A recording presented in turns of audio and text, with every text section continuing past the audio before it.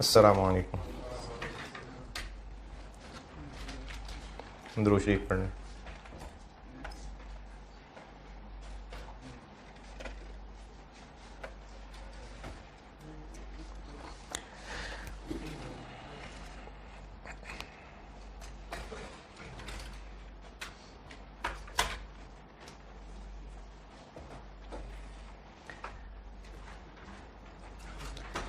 कल जो चीज़ शुरू की थी उसकी प्रैक्टिस करते हैं।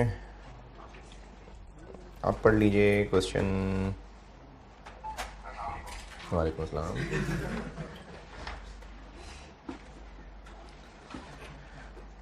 Spring 18 question number 3।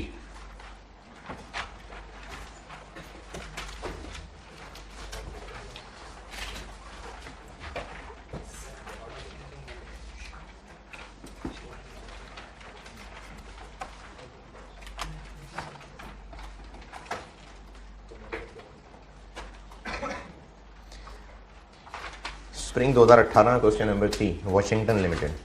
पढ़ लीजिए, करता हूँ।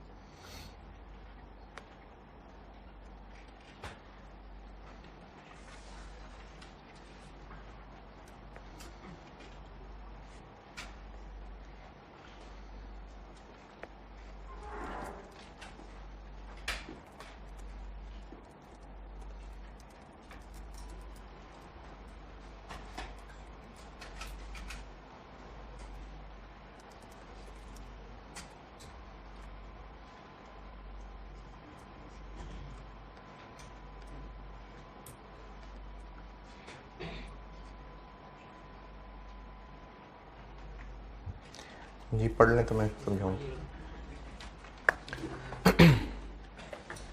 अब इस सवाल को पढ़ के ये कैसे पता चले कि इस चैप्टर का सवाल है। Calculate the minimum number of units to be sold in remaining 10 महीने to enable WL to pay the desired dividend. तो मैंने तो आपको प्रॉफिट और सेल और ये चीज़ें बताई हैं, डिविडेंड कहाँ से आ गया? असल में उसने डिविडेंड और प्रॉफिट का ना ऊपर एक रिलेशन बता दिया। बाकी सवाल बाद में प्लान कराता हूँ, पहले मैं आपको वो रिलेशन बताता हूँ। पहले पैराग्राफ में कैपिटल कितना है? 140। लास्ट पॉइंट पे आते हैं, the directors of WL wish to pay 5% dividend. तो 140 कैपिटल, जिन्होंने अकाउंटिंग पढ़ी है तो फेस वैल्यू पे लगा करता है डिविडेंड 7।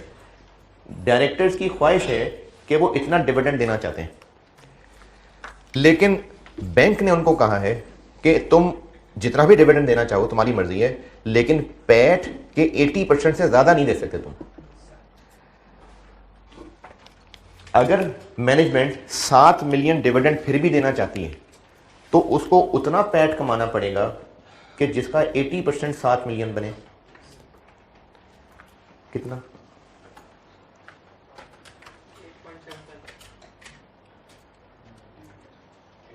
8.75। ये आ गया टारगेट प्रॉफिट वाला सवाल कि अगर मैनेजमेंट इतना प्रॉफिट कमाना चाहे तो उसको कितने यूनिट्स बेचने पड़ेंगे। तो बेशक रिक्वायरमेंट में डिविडेंड से लिंक किया हुआ था, लेकिन था उसका प्रॉफिट से ही लिंक। ये पॉइंट नंबर 3 मैंने इधर एक्सप्लेन किया।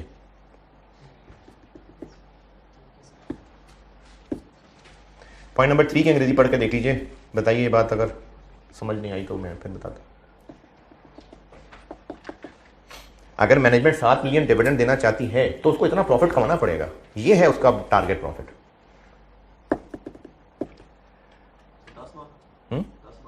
डिविडेंड पूरे साल नहीं, प्रॉफिट पूरे साल का जितना होगा उसका 80% डिविडेंड, या सिर्फ 10 महीने के प्रॉफिट का 80% डिविडेंड है जी?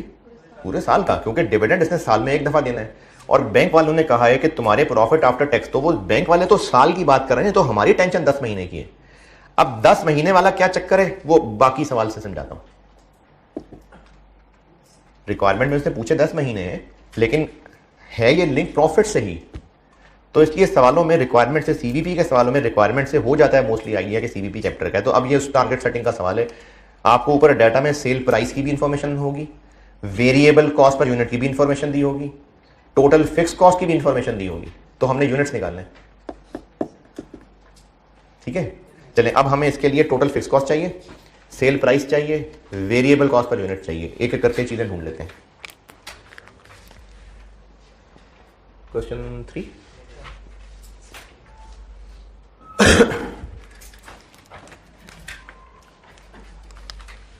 ये जो कल सितारों भरी क्वेश्चन लिखी थी वो दोबारा लिख देता हूं। Sale price minus variable cost per unit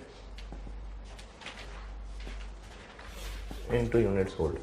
वो मैंने यूनिट सोल्ड कॉमन ले लिया दोनों में से, minus total fix cost is equal to PVT. अब हमें टारगेट ये फिगर पता है, ये पूछिए। तो अगर ये मिसिंग है तो फिर बाकी चीजें होनी चाहिए सवाल में। अब इस पूरी इक्वेशन में से ये एक्स है और बाकी सारी चीजें एक एक करके पूरी कर लेते हैं। अब समझाता हूं बाकी सारे सवाल की कहानी।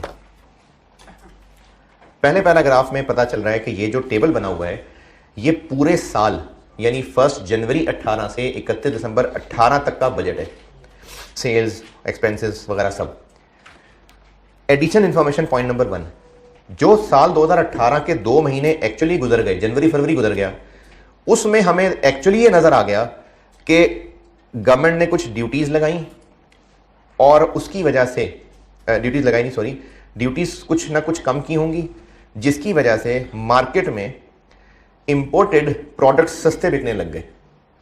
अच्छा, हम मशीन्स बनाते हैं, गवर्नमेंट ने कहीं पर कुछ ड्यूटीज कम की होंगी, लोग इंपोर्ट कर करके मशीनें लाना शुरू हो गए होंगे, मार्केट में कंपटीशन बढ़ गया, प्राइसेस कम हो गई, नतीजतन हमें भी प्राइस कम करनी पड़ी। ये पॉइंट 1 के पहले बुलेट पॉइंट की कहानी है। Due to change in import duty structure imported products available हो गए मार्केट में और वो सस्ते थे, कंसिक्वेंटली हमें प्राइस कम करके 9500 करनी पड़ी, और ये हमने 1 जनवरी 18 वाले दिन से ही चेंज कर ली विद इफेक्ट फ्रॉम 1 जनवरी 18। तो जो ऊपर बजट बनाया हुआ है, उस बजट को बनाते हुए सेल प्राइस क्या सोची थी, ऊपर जो टेबल बनाया हुआ 10,000, लेकिन हमें 1 जनवरी से पहले दिन से ही 9500 करनी पड़ गई। इस इक्वेशन में मैं क्या यूज करूंगा, 95 या 10,000, क्योंकि अब है ही 95, हमें 2018 का टारगेट प्रॉफिट तक पहुंचना है, तो अब है ही 95, इसलिए ये आ जाएगी 95।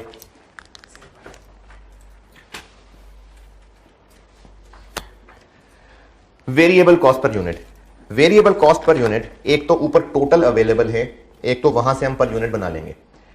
Point number 1, third bullet point, material prices हो गई महंगी, तो जो हमने ऊपर बजट सोचा था असल में उससे 5% ज्यादा महंगी मिली, तो जो वेरिएबल कॉस्ट पर यूनिट निकालनी है इधर ऊपर टेबल से तो निकालेंगे, लेकिन उसमें हमें चेंज भी करनी पड़ेगी। अब इसकी तलाश करते हैं। वेरिएबल कॉस्ट पर यूनिट ला रहा हूं मैं, ये सवाल की अप्रोच है पूरी, इसमें चीजें पूरी करनी है। वेरिएबल कॉस्ट पर यूनिट,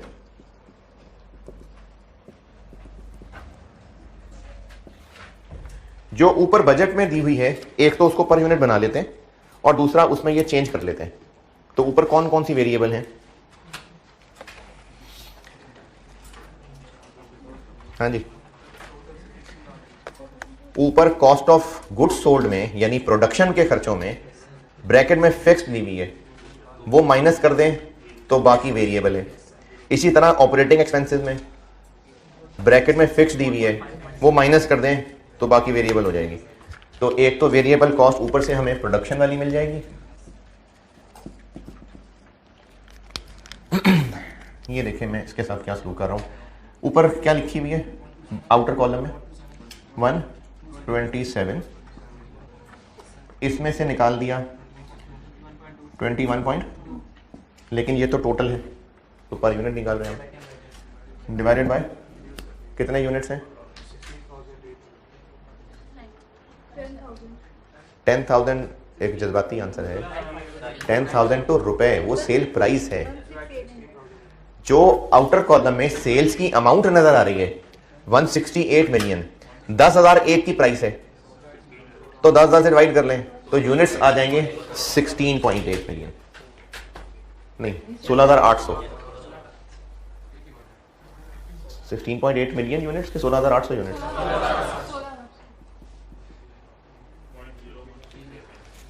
ये जो अभी इस वक्त आंसर निकलेगा ये तो वो है जो हमने बजट किया था, जबकि असल में बदल गए हालात। Point number 1 bullet point 3, material prices महंगी होने की वजह से हमारी वेरिएबल कॉस्ट 5% महंगी हो गई, तो इसको 1.05 कर देते हैं।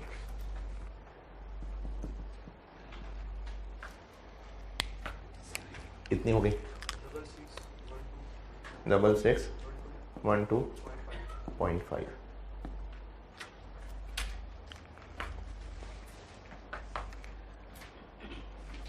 ऑपरेटिंग कॉस्ट के अंदर भी कोई ना कोई वेरिएबल है। आउटर कॉलम में क्या लिखा है, 16 मिलियन, फिक्स्ड कितनी है 0.5 मिलियन, डिवाइडेड बाय 16,800, इसको भी 1.05 करूं, नहीं उसने कॉस्ट ऑफ सेल की बात की थी, ऑपरेटिंग तो ठीक है बजट हमारा।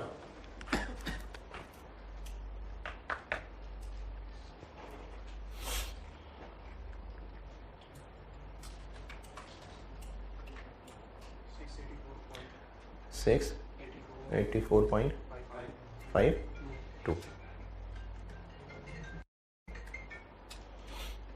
7,297।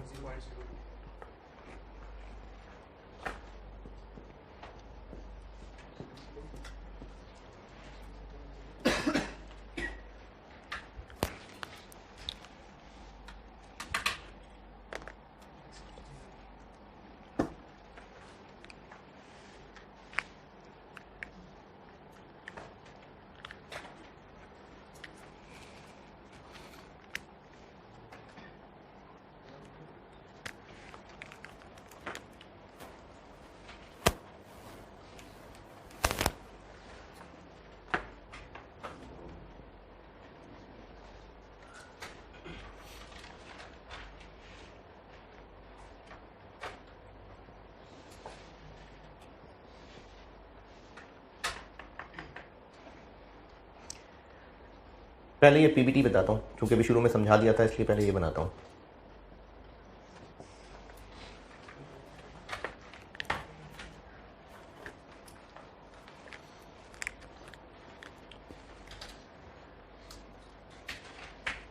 हमारा डिजायर्ड डिविडेंड कितना है? 140 मिलियन का 5% यानी 7 मिलियन। बैंक के शर्त के मुताबिक मैक्सिमम ये पैट का 80% है, पीबीटी का 70%। ये क्या किया? ये क्या निकल आएगा अभी? Profit after tax. Tax rate कितना है? तो पीबीटी को 70% कर दिया तो पैट बन गया, पैट को 80% कर दिया।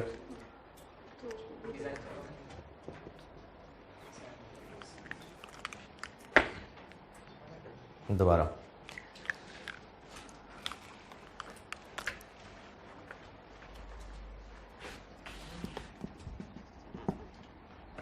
पीबीटी जितना भी होगा उस पर 30% टैक्स लगेगा तो पैट आएगा।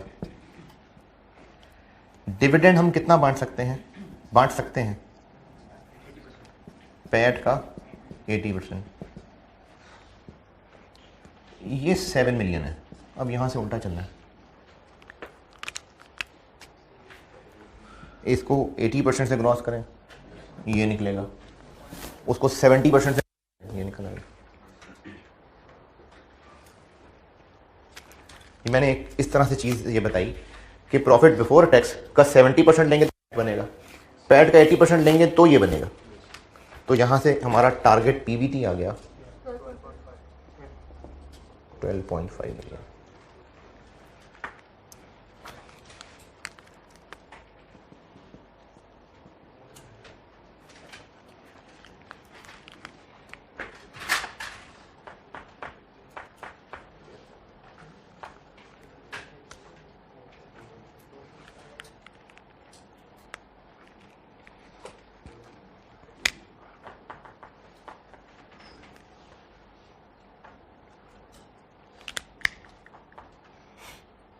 ये पूरे साल का प्रॉफिट है कि 10 महीने का? पूरे साल का। तो अगर पूरे साल का प्रॉफिट है तो टोटल फिक्स कॉस्ट भी साल की कि 10 महीने की? साल की। फिक्स कॉस्ट निकालते हैं। यहां तक की कैलकुलेशन देख लें सारी, फिर मैं फिक्स कॉस्ट बताता हूं।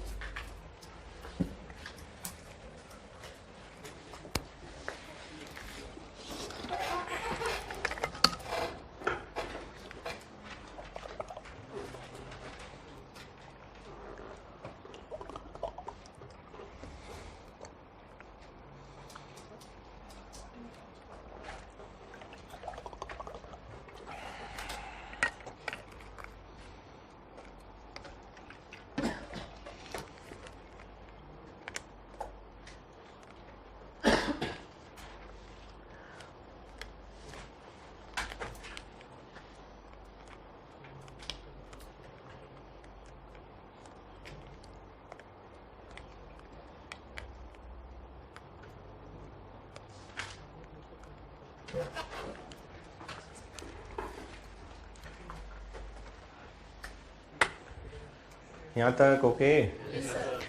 अब अगली तलाश total fix cost.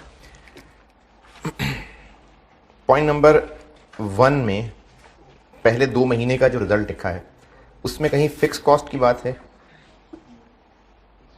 Point number 1 नहीं, यानी फिक्स कॉस्ट पे वही है जो सोची थी। तो फिक्स कॉस्ट एक ऊपर कॉस्ट ऑफ सेल में आ रही है,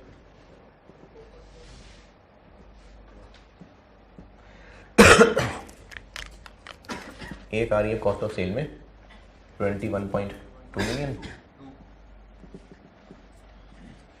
और एक आ रही है ऑपरेटिंग में 4.5। पॉइंट नंबर 2,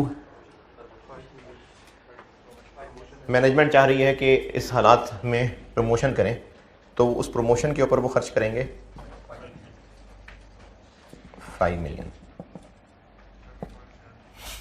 तो फिक्स कॉस्ट हो जाएगी 30.7।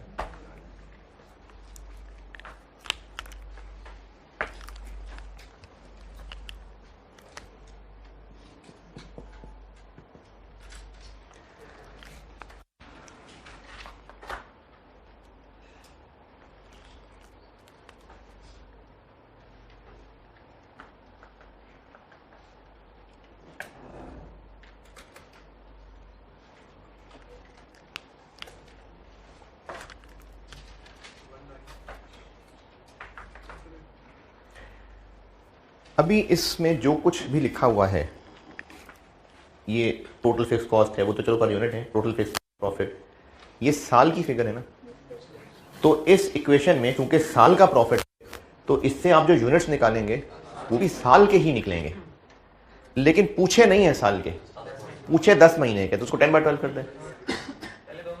2 महीने के यूनिट्स दिए हुए हैं, वो माइनस कर दें तो बाकी वो आ जाएंगे जो 10 महीने में मजीद बेचने पड़ेंगे।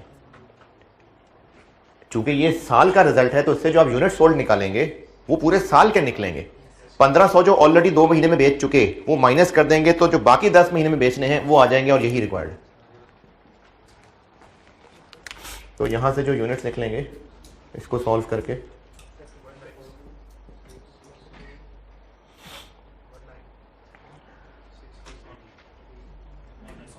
यूनिट सोल्ड निकल आएंगे, या टू बी क्या निकले 19610।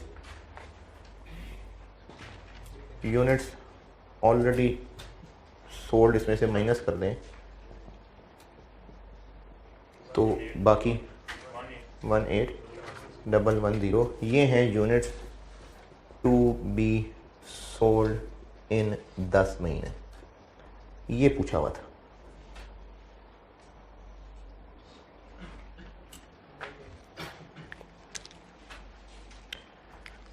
ये था जी 10 नंबर का सवाल।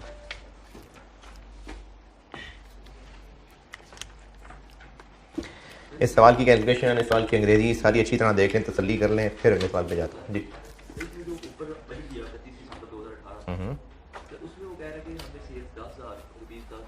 प्राइस, हाँ बजट रखा हुआ है, हाँ हाँ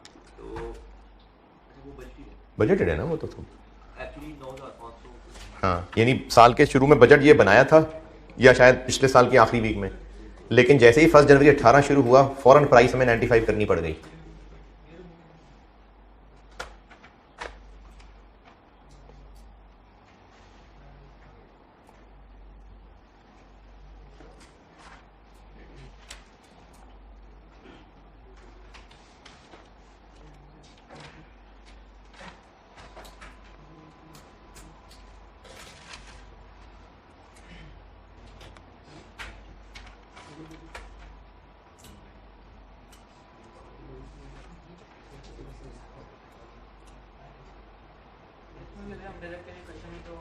अगर इक्वेशन के अंदर ही इसको फिट करना है तो आप ऐसा कर सकते हैं कि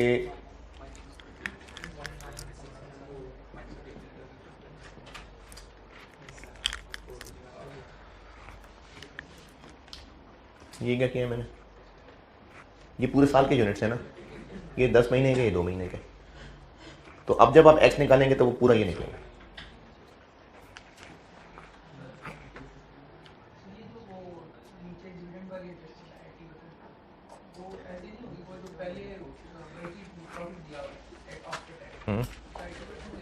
अच्छा हाँ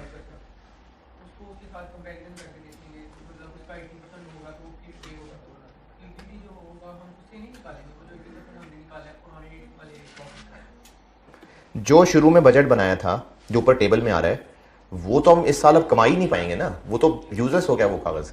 सेल प्राइस चेंज हो गई, वेरिएबल कॉस्ट चेंज हो गई, तो वो प्रॉफिट तो मीनिंगलेस है।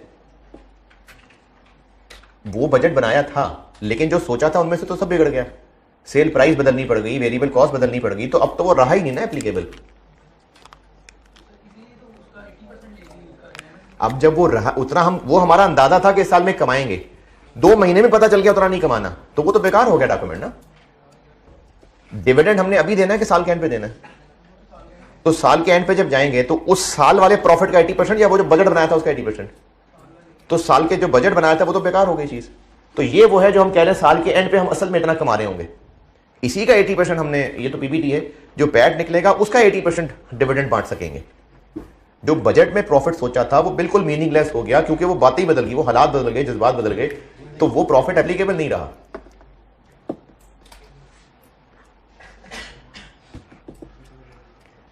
हाँ जी, इस सवाल में बताइए, और कुछ पूछना है तो चले फिर अगला सवाल पढ़ लें। Autumn 18, autumn 18 question 2।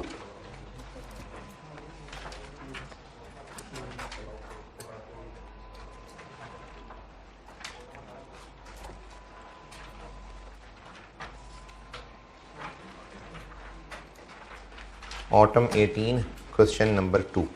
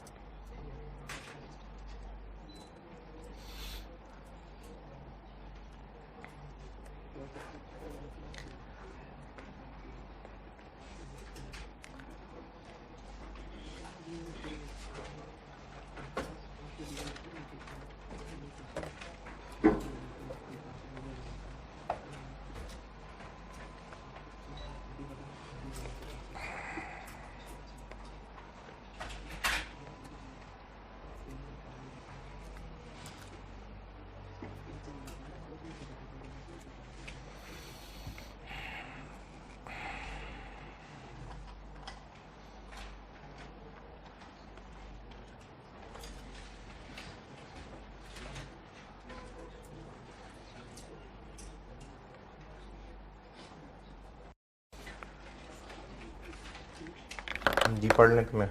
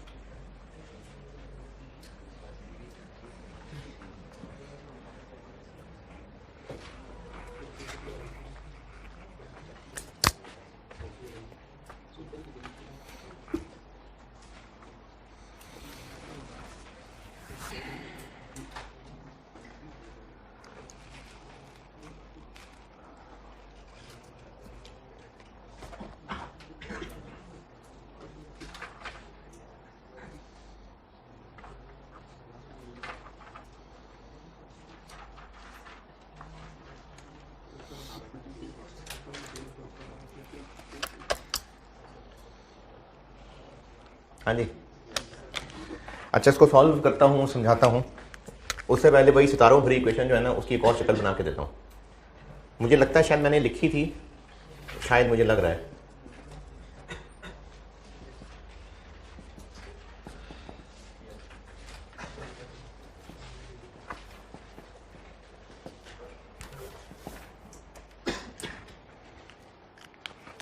Total contribution, sales पे CS रेशो लगा दें, contribution minus fix cost is equal to profit. ठीक है, चलिए अब इस सवाल पे आते हैं। जो टेबल दिया हुआ है, ये जो जस्ट साल गुजरा है, यानी 2022 जस्ट गुजरा है और हम अब 2023 के बजट की बात कर रहे हैं। जो लेटेस्ट ईयर गुजरा है ये उसकी इनकम स्टेटमेंट है। इस साल कितना पैट कमाया था? 90। पहले पैराग्राफ में लिखा हुआ है कि management wants to achieve an increase of 36 million in PAT for the latest year. हाँ जी, अगले साल की प्लानिंग हो रही है। पहली लाइन में लिखा है is in process of planning for the next year. The management wants to achieve an increase of 36 million in profit after tax of last year. तो जो लेटेस्ट ईयर का प्रॉफिट था अगले साल वो उसे 36 ज्यादा कमाना चाहते हैं। तो नेक्स्ट ईयर का टारगेट पैट क्या हो गया? 126। Requirement a, compute the amount of sales required to achieve the target profit. तो ये टारगेट प्रॉफिट जितना कमाना चाहते हैं, फिक्स कॉस्ट निकालनी पड़ेगी, CS रेशो निकालनी पड़ेगी, तो सेल्स आ जाएंगे। और ये नेक्स्ट ईयर में क्या क्या तब्दीलियां आनी है ये सब 1 2 3 में बताया हुआ। ये है सवाल की अप्रोच। CVP का सवाल कैसे पता चल रहा है? टारगेट प्रॉफिट इतना कमाना चाहते हैं तो बताएं क्या करें। तो इस स्टाइल के क्वेश्चन ही ये एरिया है कि टारगेट प्रॉफिट जितना ऊपर उसने बताया था उतना कमाना चाहें तो कितनी सेल्स करनी पड़ेगी। तो ये इस टॉपिक का सवाल है।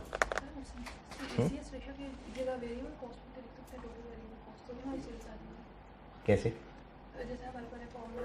Sales minus variable cost minus fix cost. तो वेरिएबल कॉस्ट कितनी होंगी? नहीं, अगले साल टोटल वेरिएबल कॉस्ट उसने तो महंगाई बता दी ना, यूनिट्स कितने और बनेंगे? पिछले साल की जो वेरिएबल कॉस्ट दी हुई है, अब अगले साल में उनमें क्या क्या महंगाई होगी वो तो ठीक है पता चल रहा है, यूनिट्स कितने होंगे अगले साल? तो इसलिए वेरिएबल कॉस्ट टोटल नहीं पता, क्योंकि अगर यूनिट्स पता हो तो फिर तो हम डायरेक्टली सेल्स ही निकाल लेंगे। अगर हमें यह पता हो कि यूनिट्स अगले साल कितने होंगे, तभी तो पार्ट बी पूछ रहा है कि बताएं अगले साल हम कितनी प्रोडक्शन कर रहे होंगे। तो इसलिए हमें यूनिट्स नहीं पता। जब यूनिट्स नहीं पता तो टोटल वेरिएबल कॉस्ट भी नहीं पता। इसलिए CS रेशो जो पहले कर रहे थे, जो पहले मैंने यहाँ यूनिट्स लिखे थे, उसके जरिए भी इसलिए नहीं क्योंकि यूनिट्स प्राइस कुछ है ही नहीं सवाल के अंदर। कहीं है पिछले साल कितने यूनिट्स थे? पिछले साल के यूनिट्स हैं कहीं? नहीं। तो इसलिए उसने पूछी भी बस डायरेक्ट अमाउंट ही है।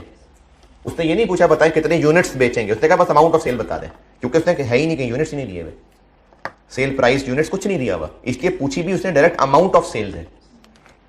इस तरीके से होगा, ये फाइन करनी है, ये टारगेट दिया हुआ है। अब हमें सवाल में इन दोनों की तलाश करनी है। ये बात समझ आती है तो मैं आगे चलूँ।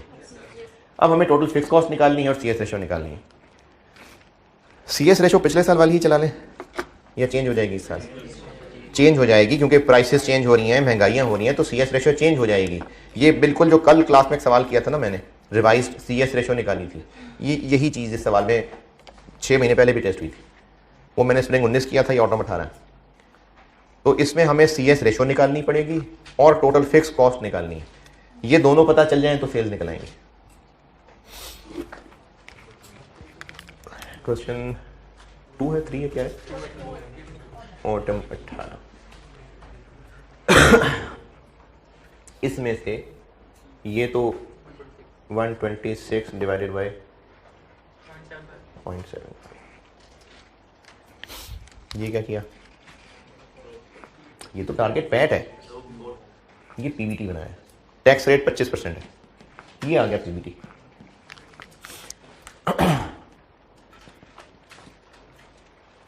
ये हो गया PBT। टोटल फिक्स कॉस्ट निकाल लेते हैं और CS रेशो निकाल लेते हैं, तो हमें हमारी टारगेट सेल्स मिल जाएंगी। ये दो चीजें निकालते हैं। टोटल फिक्स कॉस्ट पिछले साल की तो पता है, उन्हीं से कुछ जोड़ तोड़ करके अगले साल की बना लेते हैं। पिछले साल की फिक्स कॉस्ट एक तो कॉस्ट ऑफ सेल्स में और ऑपरेटिंग एक्सपेंसेस में छुपी हुई है। पॉइंट नंबर 1 में कहीं इसकी गाइडेंस, वो तो पिछले साल वाली निकल आएंगी, अब उनमें चेंज क्या करनी है। Point number 1, selling price increase हो जाएगी, सेल प्राइस हो गई। However to avoid any adverse impact of price increase 10% discount, ये भी कस्टमर्स आ गए और डिस्ट्रीब्यूटर। पॉइंट नंबर 1 तो सारा सेल की बात कर रहा है। Point number 2, average variable cost इतनी बढ़ जाएंगी, while fixed cost other than depreciation 5% बढ़ जाएंगी, जबकि डेप्रिसिएशन उतनी ही रहेगी। ये पॉइंट 3 में लिखा हुआ है। तो other than depreciation fixed cost कैसे निकालें? जो ऊपर दी हुई है उनमें से 90 निकाल लें तो बाकी अदर हैं। तो पिछले साल क्या क्या फिक्स्ड कॉस्ट थी? एक थी कॉस्ट ऑफ सेल में छुपी हुई, कितनी? आउटर कॉलम में कितना आ रहा है? 400। इसका 40% वेरिएबल फिक्स थी, 160। इसी तरह ऑपरेटिंग में कितनी छुपी आ रही है? आउटर कॉलम में क्या लिखा है? आउटर में क्या लिखा है? 40।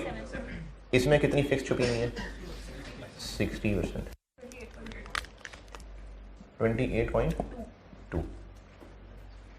इसमें डेप्रीसिएशन 90 थी, तो बाकी फिर कितनी थी? 90। ये लास्ट ईयर का वाकया है। नेक्स्ट ईयर में क्या होगा? डेप्रीसिएशन उतनी ही रहेगी, जबकि जो अदर हैं वो 5% महंगी हो जाएंगी।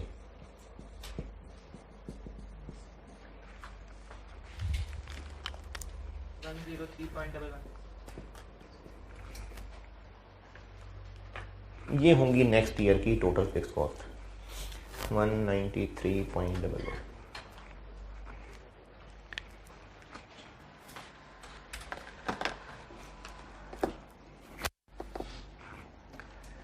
सारे सवाल की अंग्रेजी पढ़ लें बेटा, आपको भी ना अंग्रेजी पढ़ के ये समझ आनी चाहिए, ये बात जो मैंने सामने की है। अगर नहीं आ रही तो फिर तो ये तो मैं कर रहा हूं ना। आप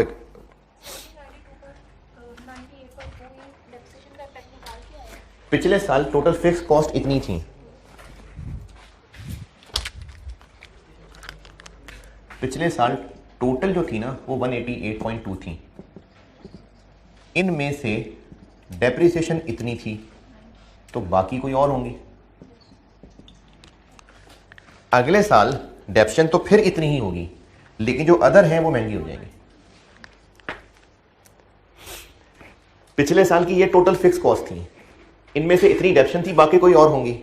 तो डेप्रिसिएशन अगले साल भी इतनी ही रहेगी, अदर महंगी हो जाएंगी। तो डेप्शन अगले साल फिर इतनी ही रही, लेकिन ये महंगी हो गई।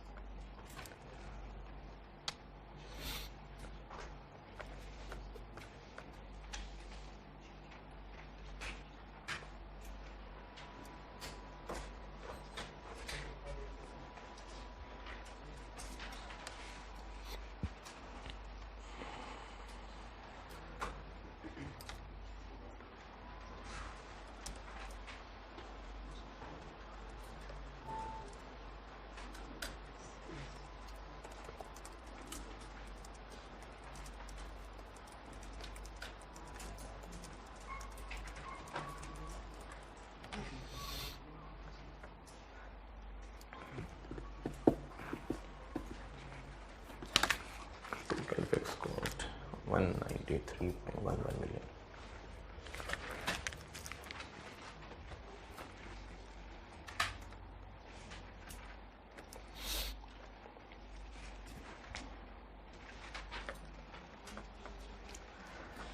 अच्छा, सेम काम कल सवाल में भी किया था, दोबारा समझाता हूं ताकि कल भी जो कमी रह गई थी वो फिर बात हो जाए।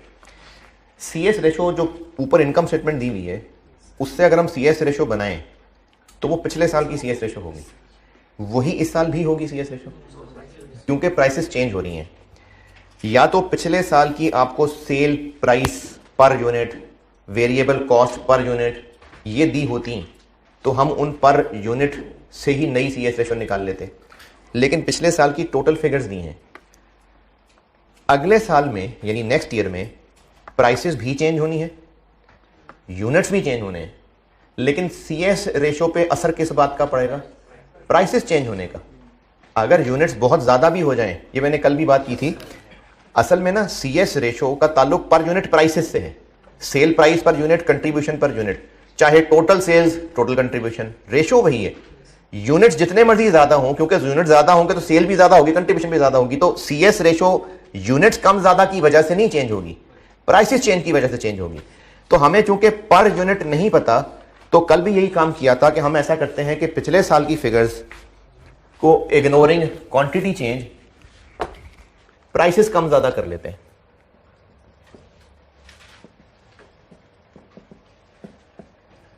पिछले साल जो यूनिट्स थे, फर्ज करें अब भी उतने ही यूनिट्स हों,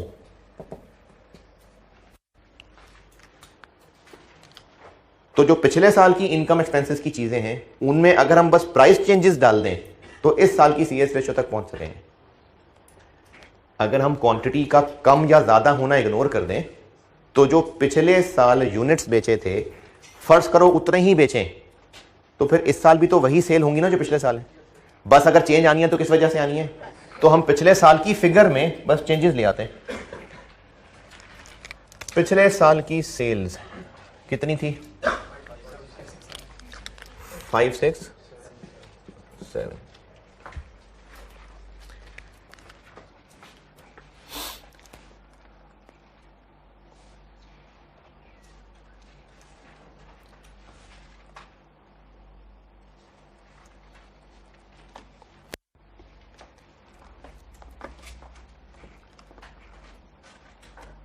अब हम प्राइसेस को बढ़ा लेंगे।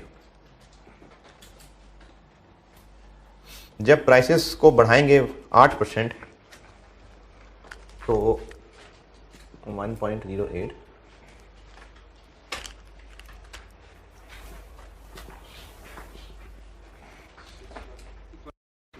612.36 होश में है, जाग रहे हैं।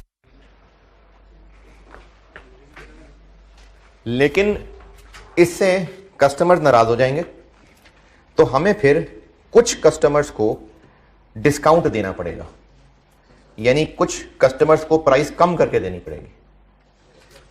वैसे तो हम प्राइस बढ़ा लेंगे, लेकिन कुछ कस्टमर्स को हमें ट्रेड डिस्काउंट ऑफर करना पड़ेगा। अब वो कितना होगा? हमें 10% डिस्काउंट ऑफर करना पड़ेगा, लेकिन सब लोगों को नहीं, क्योंकि अगर सब लोगों को 10% डिस्काउंट ही ऑफर कर देना था तो हम 8% बढ़ा रहे हैं प्राइस, 10% डिस्काउंट दे रहे हैं, तो फायदा प्राइस बढ़ाने का। हम जिन लोगों को डिस्काउंट ऑफर करेंगे वो होंगे कितने? टोटल में से 30%, यानी हम इतनी सेल्स नहीं कर पाएंगे, हमें इनमें से ट्रेड डिस्काउंट देना पड़ जाएगा। कितना? अगर सेम प्राइस हो तो ये टोटल सेल हो गई। इनमें से जो लोग 30% चीजें खरीदेंगे उनको हम 10% डिस्काउंट दे देंगे। कितना? 18.3, यानी हमारी फिर सेल्स होंगी 593. ये होंगी फिर हमारी सेल्स। हम जिन लोगों को डिस्काउंट देंगे तो उनको फिर हम प्राइस कम चार्ज कर रहे होंगे, यानी उस डिस्काउंट का असर डाल के ये हम अगले साल सेल कर सकेंगे।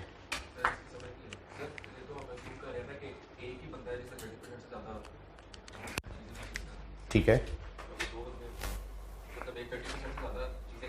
हाँ, नहीं, हम ट्रेड डिस्काउंट देंगे लार्ज कस्टमर्स को। अब ये लार्ज कस्टमर्स कौन है हमें नहीं पता। हो सकता है कोई हमसे 5 मिलियन यूनिट्स खरीदता हो, उसको भी हम लार्ज कस्टमर समझते हो। कोई 4 मिलियन खरीदेगा, उसको भी लार्ज कस्टमर समझते हो। ये हमें लार्ज कस्टमर्स डिफाइन नहीं हुए। ये बाकी लोग भी सुने भी अच्छी बात है। ये मुझे लगता है कि मुझे सबको समझाना चाहिए, और भी किसी को शायद इस तरह से मसला यकीनन होगा। 10% discount would be offered to the large customers. ये लार्ज कस्टमर्स हमारे पूरे कस्टमर्स में से वो लोग हैं 30% तक की सेल्स इन लोगों को हुई होंगी, यानी उनकी एक टोटल तादाद बता दी। एक ही बंदा नहीं हमारी टोटल में से 30% से ज्यादा खरीद रहा है, पता नहीं कितने बंदे। ये उन लोगों की टोटल तादाद बता दी कि वो जो लार्ज कस्टमर्स हैं उनकी जो सेल्स हैं वो हमारी टोटल सेल में से 30% सेगमेंट वो लोग हैं जो लार्ज होते हैं, जो लार्ज कस्टमर्स की कैटेगरी में आएंगे। हाँ, ये उन्होंने उसकी पॉपुलेशन डिफाइन कर दी। वरना ये एक बंदा जो 30% मतलब कंपनी की 30% सेल्स में से जो एक बंदा, इतना तो एक बंदे की औकात ही नहीं होगी।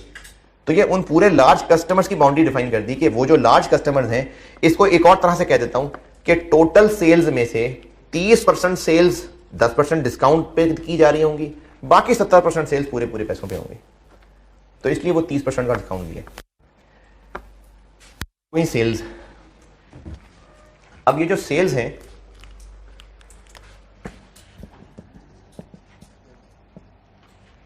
नेट मतलब ट्रेड डिस्काउंट से नेट, ये होंगी अगले साल की सही सेल्स।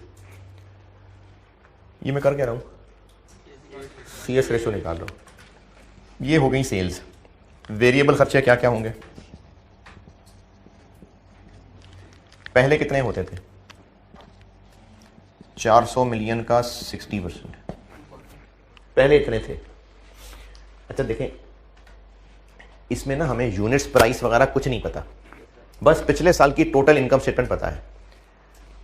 वही वाली फिगर्स से CS रेशो निकालते तो वो पिछले साल की CS रेशो कैसे निकालते हैं, कंट्रीब्यूशन डिवाइडेड बाय सेल्स।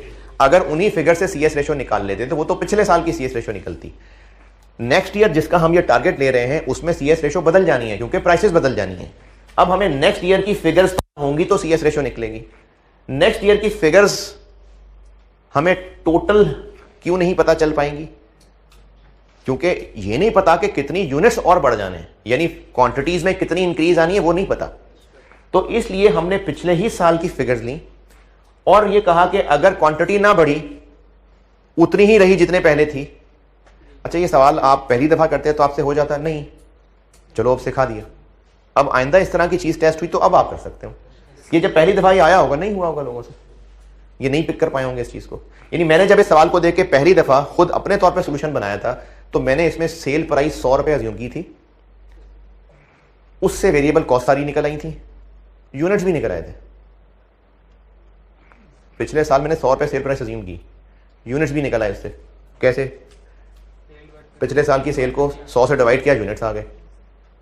अब इस साल यूनिट्स की इंक्रीज, जो सेल प्राइस वगैरह वेरिएबल कॉस्ट, वो मैंने इन्फ्लेशन एडजस्ट करके नई कंट्रीब्यूशन भी निकाली थी, सेम आंसर आया था।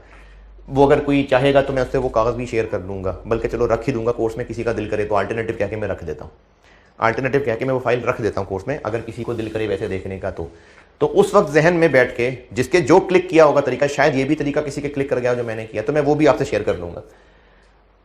किसी से क्लिक नहीं किया होगा, नहीं हुआ होगा ये सवाल। अब ये चीज बता दी, और ये स्प्रिंग 19 में दोबारा टेस्ट हुई थी। और ये जो पिछला पेपर है ना, इसमें से majority questions past paper copy कर करके बनाए हुए हैं। 2-3 तो मुझे अटेम्प्ट्स याद हैं, बाकी भी देख के मुझे लग रहा है मुझे वो अटेम्प्ट्स याद नहीं है, लेकिन majority paper past paper copy कर करके बना हुआ है। तो इसलिए ऐसा हो जाता है कि पुराने पेपर्स की पूरा सवाल ना से ही कॉपी, कोई एक मुश्किल एडजस्टमेंट होती है, वो दोबारा टेस्ट हो जाती है। तो अगर इस तरह का कोई काम फिर टेस्ट हो गया तो इसीलिए इसको ध्यान से समझें। मसला यह आया है कि पिछले साल की टोटल फिगर्स पता है, अगले साल क्वांटिटी भी बढ़नी है, प्राइस चेंजेस भी होनी है, तो हम टोटल फिगर्स अगले साल की इसलिए नहीं निकाल सकते कि क्वांटिटी नहीं पता कितनी बढ़ेगी। हमें CS रेशो निकालनी है, तो उसके लिए फिर अज्यूम करना पड़ेगा कि क्वांटिटी अगर ना बढ़ती तो नेक्स्ट ईयर की क्या इनकम स्टेटमेंट होती, और उससे CS रेशो निकालने हैं। ये कर रहा हूं मैं इस वक्त। ये बात मुश्किल है, लेकिन इसीलिए क्योंकि फिर रिपीट हो सकती है। हम अगले साल की टोटल फिगर से इनकम स्टेटमेंट बना रहे हैं इस अजम्पशन पे कि पिछले साल वाले यूनिट्स ही अगर रहे तो अगले साल की इनकम स्टेटमेंट क्या होगी, उस अजम्पशन पे ये नेक्स्ट ईयर की इनकम स्टेटमेंट बन रही है। इससे CS रेशो निकल आएगी। पिछले साल की वेरिएबल कॉस्ट ऑफ सेल थी 400 का 60%। पॉइंट नंबर कुछ भी नहीं, ये तो महंगी नहीं होनी कि होनी है, होनी है। Point number 2, average variable cost अब जब वेरिएबल कॉस्ट कह दिया बस, तो इसमें वेरिएबल कॉस्ट ऑफ सेल भी आ गई और ऑपरेटिंग वाली भी आ गई। इससे पहले जो सवाल किया था उसमें लिखा हुआ था कि 5% महंगी होगी वेरिएबल कॉस्ट ऑफ सेल्स, अभी जिससे पहले वॉशिंग मशीन वाला सवाल किया है, इसमें कहा है एवरेज वेरिएबल कॉस्ट 5% महंगी 4% महंगी हो जाएगी। Variable cost of sales, variable cost बस, तो ये जो कॉस्ट ऑफ सेल है ये भी 4% महंगी होगी और जो ऑपरेटिंग में छुपी हुई है वो भी 4% महंगी होगी। तो ये 4% महंगी कर लेते हैं, कितना 2496।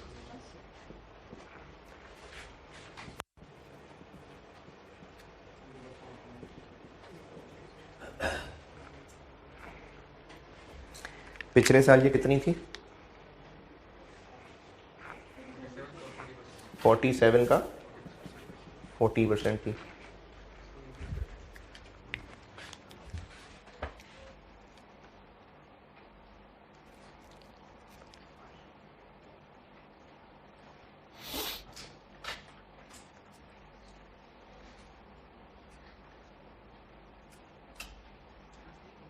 जी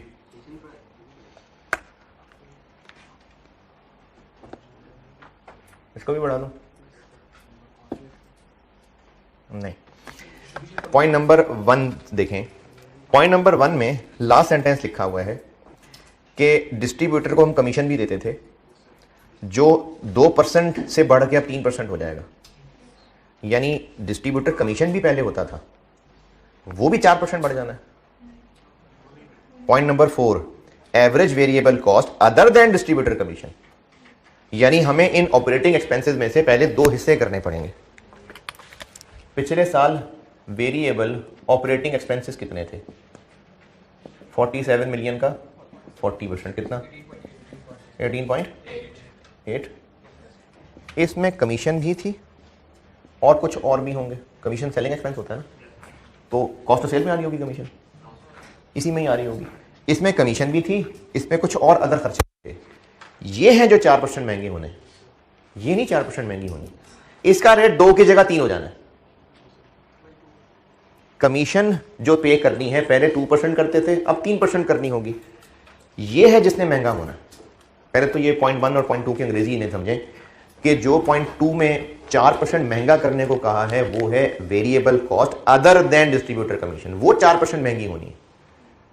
तो इस पिछले साल वाले में से पहले 2 टुकड़े अलग अलग देखने पड़ेंगे। ये आ गया 18.8। इसमें से मैं कमीशन निकाल देता हूं तो अदर आ जाएंगे। पिछले साल कमीशन कितनी थी? इतनी थी। पिछले साल सेल्स कितनी थी? 567, 2% कमीशन थी। तो इसमें से जब ये निकाल देंगे, ये अब अदर आ गए, उनको 4% बढ़ाना है।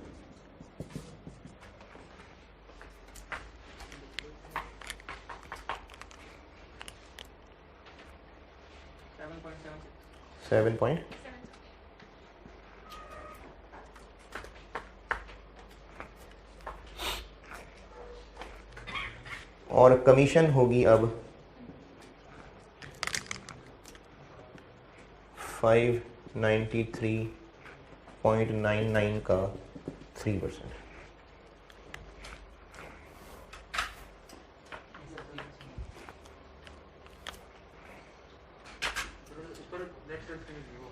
कहां पर डिस्काउंट तो हम इस साल ऑफर कर रहे हैं ना, पिछले साल तो बस वही सेल्स 557 ही थी। ये मैंने जो काली वाली फिगर लिखी है, ये मैंने पिछले साल जो कमीशन थी वो है। मैंने ये जो हरे ब्रैकेट में किया ना इधर, वो मैंने ये निकाला पिछले साल की वेरिएबल टोटल, इसमें से कमीशन माइनस की है जो पिछले साल थी।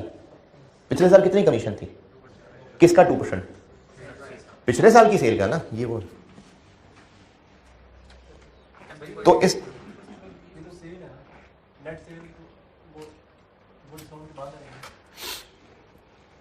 छोड़े ब्रैकेट, ये जो मैंने इस वक्त यहां फिगर लिखी है, ये मैं लास्ट ईयर की फिगर ले रहा हूं। पिछले साल वेरिएबल ऑपरेटिंग एक्सपेंसेस ये थे, यानी इतने थे, इसमें कमीशन भी थी, कुछ और भी होंगे। पिछले साल कितनी कमीशन दी थी? सेल्स का 2% ना, पिछले साल की ही सेल्स का 2% या अगले 5 साल की सेल का 2%? तो पिछले साल कितनी थी सेल? 5, 6, 7 थी। तो इतनी कमीशन पिछले साल दी थी, बाकी फिर दिस माइनस दिस करके बाकी आएंगे। नेट का वर्ड इसलिए लिखा है क्योंकि वो एक फ्लो में चल रहा है। अब 3% देगा, 3% इसका। पिछले साल ये डिस्काउंट था ही नहीं, पिछले साल ये था 5, 6, 7, ये कुछ था ही नहीं, तो यही नेट थी। क्योंकि उसने पूरा सेंटेंस एक फ्लो में लिखा है कि पहले 2% कमीशन होती थी, अब 3% होगी। तो चूंकि अब 3% होगी, तो अब 3% किसका होगी? तो इसलिए उसने नेट का वर्ड लिखा हुआ है। पिछले साल डिस्काउंट था, तो फिर नेट भी यही थी, इसलिए पिछले साल इसी का 2% कमीशन थी। पिछले साल की कमीशन निकली, तो इसमें से ये माइनस करेंगे, तो पिछले साल के अदर वेरिएबल कॉस्ट आएंगी, उसको 4% महंगा किया है।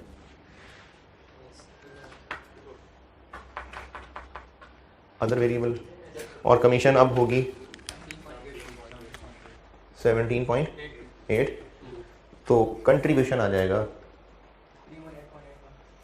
318.8 और CS रेशो बन जाएगी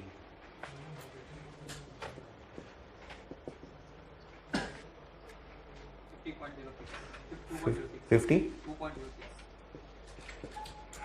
अच्छा, इतनी ज्यादा?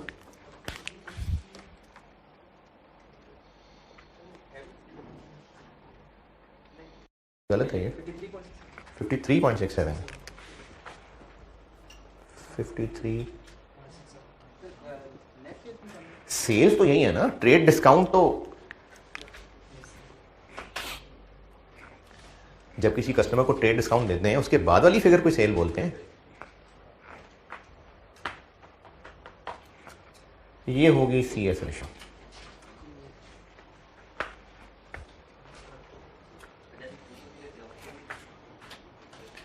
कमीशन तो एक सेलिंग एक्सपेंस होता है ना, कमीशन तो एक सेलिंग एक्सपेंस है, तभी इधर ऑपरेटिंग एक्सपेंसेस में आ रहा है।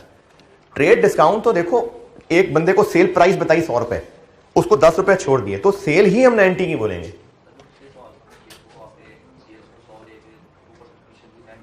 कमीशन और ट्रेड डिस्काउंट दो अलग चीजें हैं। कमीशन तो एक एक्सपेंस है, ट्रेड डिस्काउंट तो प्राइस की ही वो कमी है जो हम बोल कुछ और रहे थे, फाइनल करते करते किसी और प्राइस पे सेट कर दिया। लेकिन कस्टमर को ना 100 रुपए कोट किए, ने कहा नहीं कम करें, चलो ठीक है 90। अब ये जो 10 कम कर दिया, ये ट्रेड डिस्काउंट है। सेल 100 की बोलेंगे कि 90 की? तो सेल है ही 90 की, सेल ही 593 है। कमीशन एक एक्सपेंस होता है।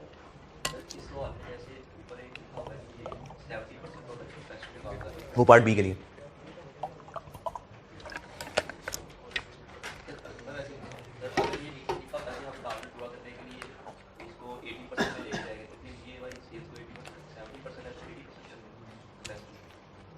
हाँ, फिर 70 से 80 पे चले जाओ।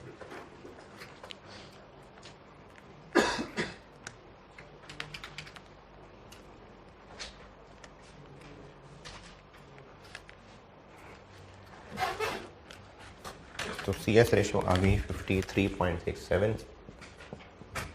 यहाँ से ये टारगेट सेल्स निकलेंगे कितनी? 672.8।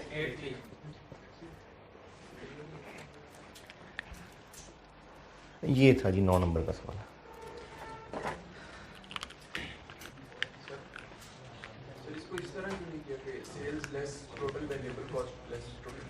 कितनी टोटल वेरिएबल कॉस्ट? सर वो जो मतलब पिछले साल का डाटा दिया हुआ है उसमें अगले साल भी उतने ही यूनिट्स होंगे जितने पिछले साल थे, तो फिर पिछले साल वाली टोटल वेरिएबल कॉस्ट तो चेंज हो जाएगी ना। कहाँ पर? अच्छा, नहीं क्यों अज्यूमिंग हो रही है ना क्वांटिटी चेंज। हम क्वांटिटी और बेचेंगे तो प्रॉफिट 90 की जगह 136 तक पहुंचेगा ना, 126 तक।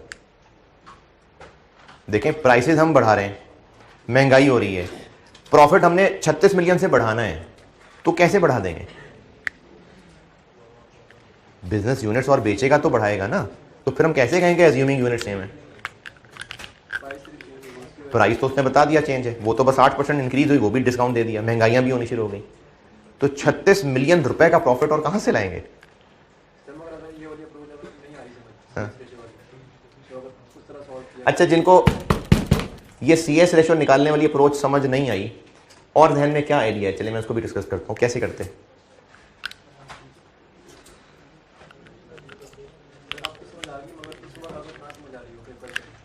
तो वो जब रिजल्ट के बाद दोबारा क्लासेस लोगे तो तब समझा दें।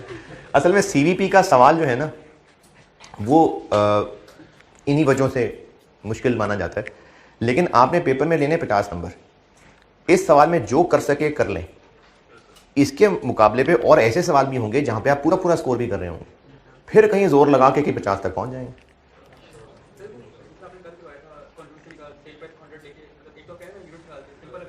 मैं ना ये अभी मैं भूल ही गया था, आपने याद करा दिया। मैं वो इसी सवाल को जो मैंने अल्टरनेटिव सॉल्व किया हुआ है 100 रुपये सेल प्राइस अज्यूम करके, मैं वो भी आपसे शेयर कर लेता हूँ अगर कोई देखना चाहे।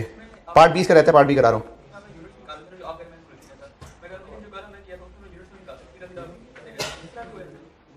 उसमें तो सिर्फ नई CS रेशो ही निकालनी थी ना, इसमें पार्ट B में यूनिट्स की भी कैलकुलेशन चाहिए थी। तो जो मैंने जितना अज्यूम किया था यूनिट्स की कैलकुलेशन ऐसे हो गई थी। अब मुझे जरा थोड़ी सी मुश्किल समझानी पड़ेगी पार्ट B, तो वो मैंने यूनिट्स पार्ट B को भी सामने रख के निकाले थे। हाँ,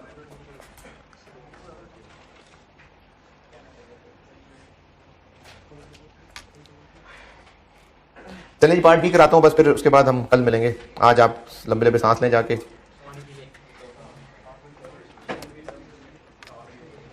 पार्ट B कराता हूँ और ये मैंने जो अल्टरनेटिव सोल्यूशन है वो भी रख देता हूँ, है जी। कल सुबह इंशाल्लाह 8 बजे पहुँचे आप, हैं? नहीं ठीक है, 8 बजे कल सुबह 8 बजे आ जाए और फिर जोहर तक इंशाल्लाह कॉस्ट ही पड़ेंगे, हैं?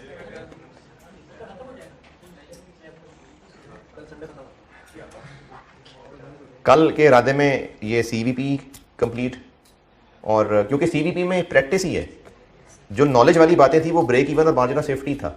अब सवाल नहीं बताना है कि क्या करना है, सॉल्व करना है कि अगली टाइम में आना है, वो सवाल नहीं बताना है। तो CVP कराना है और टारगेट कॉस्टिंग, ये दो मेरे अपने टारगेट हैं।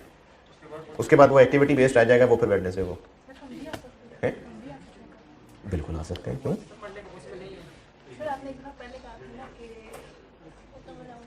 वो तो बेटे बंद कैंपस था, मैंने इसकी कहा था तो क्लास है, आइए बिल्कुल आइए, बाकियों को भी देखिए। हाँ जी, नहीं 9-10 मुहर्रम नहीं यार, पॉसिबल नहीं है, वो बंद होगा सब। वो तो मैंने सुना था बल्कि हॉस्टल भी खाली करा देते कि नहीं? हाँ 9-10 मुहर्रम को हॉस्टल खाली करा दिए जाते थे, अब नहीं हो रहे तो नहीं हो रहे, अब ऐसा नहीं कोई मसला वो। नहीं यार, कुछ साल पहले तक 8 मुहर्रम की हॉस्टल पुलिस आ जाती निकालती थी।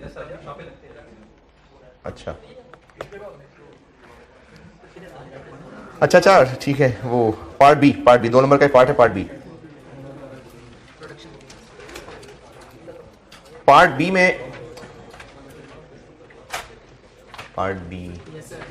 बी में उन्होंने पूछा है कि पिछले साल तो 70% पूरी कैपेसिटी का यूटिलाइज किया था, पहले पैराग्राफ में। BPL is currently operating eight 70% of production capacity. अगले साल में यूनिट्स बढ़ जाएंगे, और तो अगले साल हम कितना यूज कर रहे होंगे प्रोडक्शन कैपेसिटी को। Determine the production capacity that would be utilised, ताकि हम इतनी सेल कर सकें। तो पिछले साल की सेल्स 70% थी, अगले साल की सेल्स कितनी होंगी प्रोडक्शन कैपेसिटी का, ये पूछा है। कैसे करें कैलकुलेट?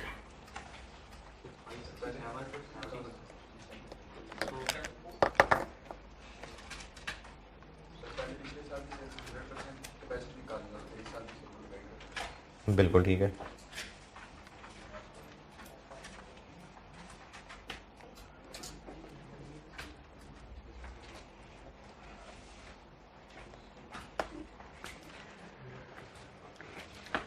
पिछले साल की सेल 70% थी, तो ये कितनी होंगी?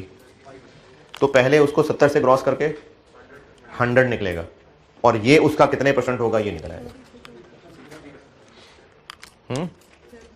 पिछले साल की सेल 70% थी, तो ये फिर टोटल का कितने % होंगी? तो पहले पिछले साल की सेल से टोटल निकालेंगे, फिर इसको उस टोटल से डिवाइड करेंगे तो परसेंटेज आ जाएंगे। लेकिन ये इतना सिंपल भी नहीं है, ये भी लिखिएगा नहीं जो मैं कर रहा हूं। टोटल कैपेसिटी थी कि हम कितने रुपए की सेल कर सकें, ये लिखना नहीं है अभी।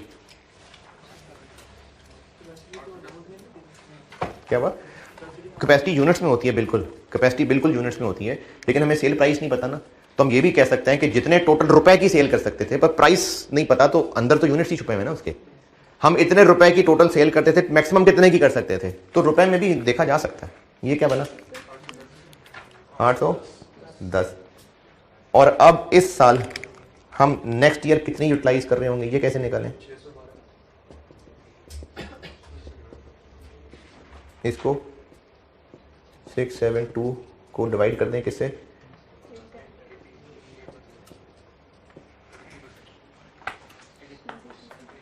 612 तो कुछ भी नहीं है, 612 तो कुछ नहीं है, नहीं 612 तो है ही कुछ नहीं, वो तो हमने ट्रेड डिस्काउंट माइनस से पहले की फिगर निकाली थी। असल में तो सेल होती ही ट्रेड डिस्काउंट माइनस के बाद की चीज है। क्या आंसर आ जाएगा? 83 पॉइंट। जी मैं बताता हूं। ये जो अभी इस वक्त काम किया वो ये किया, मैंने कहा था लिखना नहीं है, अभी इस वक्त काम ये किया कि पिछले साल की सेल्स टोटल कैपेसिटी का 70% थी। नेक्स्ट ईयर में जितनी सेल होंगी वो टोटल का कितने % होंगी, तो पहले टोटल निकाली, फिर इसको टोटल से डिवाइड किया, तो ये आंसर आ गया। कैपेसिटी तो यूनिट्स में होती है, रुपए में तो नहीं होती। अगर 100 मिलियन यूनिट्स कैपेसिटी है और 70 मिलियन यूनिट्स बनाए थे, तो 70% कैपेसिटी आ गई। असल में कैपेसिटी तो यूनिट्स का नाम है। अगर यूनिट 20 रुपए का बेचते थे, 20 से मल्टीप्लाई करें, 140 मिलियन रुपए के यूनिट्स, 1400 ये रुपए के यूनिट्स हैं, डिवाइडेड बाय रुपए के यूनिट्स, इसका आंसर ये क्यों सेम आ गया? असल में कैपेसिटी यूनिट्स के ही हिसाब से होती है, लेकिन अगर हम यूनिट्स को प्राइस से मल्टीप्लाई कर दें सेम, तो भी आंसर वही आ जाएगा जो यूनिट्स के हिसाब से आंसर है। क्यों हो रहा है ऐसा? क्योंकि प्राइस कट गई, पीछे रही तो यूनिट्स ही जाएंगे। लेकिन ये तब होगा अगर ये दोनों चीजें सेम प्राइस हैं। तो पिछले साल जितनी सेल प्राइस थी अगले साल भी उतनी सेल प्राइस है, तो नहीं, पिछले साल सेल प्राइस और थी, इस साल और होगी। तो अब ये काम जो यूनिट से करना था वो रुपए से नहीं हो सकेगा। कैपेसिटी यूनिट्स की चीज है, ये यूनिट से ही निकलनी थी, लेकिन अमाउंट से भी निकल पाएगी अगर सेल प्राइस सेम हो तो। लेकिन जहां पर चूंकि सेल प्राइस सेम नहीं है, तो फिर ये वाला काम अमाउंट से नहीं चल सकेगा। सेल प्राइस सेम होती तो चल जाता।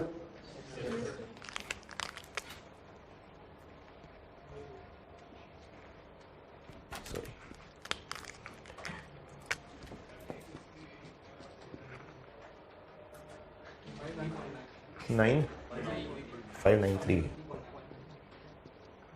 ये क्या किया मैंने अब? 73 पॉइंट। ये देखें और करें मैंने क्या किया।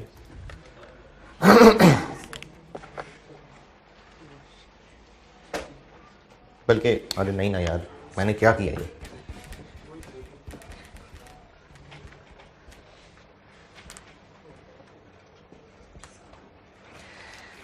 ये जो 672 है इस साल की सेल, बजटेड सेल, इसमें प्राइस चेंजेस आ गई हैं। अगर मैं पिछले साल की सेल में भी यही प्राइस चेंजेस डाल दूं, तो फिर रुपए से भी ये वाला आंसर निकल सकता है। देखें, असल में ये आंसर किससे निकलना चाहिए था? यूनिट से। रुपए से भी निकल सकता है अगर प्राइस सेम हो। ये बजट वाली प्राइसेस डल गई हैं इसमें, अगर मैं पिछले साल की 567 मिलियन में बजट वाली प्राइसेस का इफेक्ट डाल दूं तो फिर अमाउंट से भी ये मसला हल हो सकता है ना। तो वो जो प्राइस चेंजेस डाली थी वही तो 593.99 था। ये क्या था? पिछले साल वाली ही यूनिट्स को प्राइस चेंज पे अपडेट किया था। अब ये काम अमाउंट से हो सकेगा क्योंकि ये पिछले साल की सेल उन्हीं प्राइसेस पे जिस पे ये है।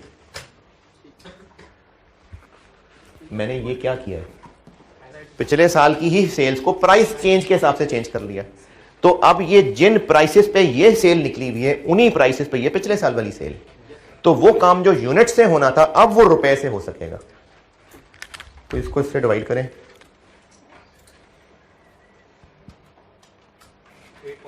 848.56 और ये अब टोटल कैपेसिटी रुपए में निकलाई 848.56 पॉइंट। ये अब वही आंसर जो यूनिट से निकलना चाहिए था अमाउंट से भी निकल आएगा क्योंकि हमने प्राइस रखी।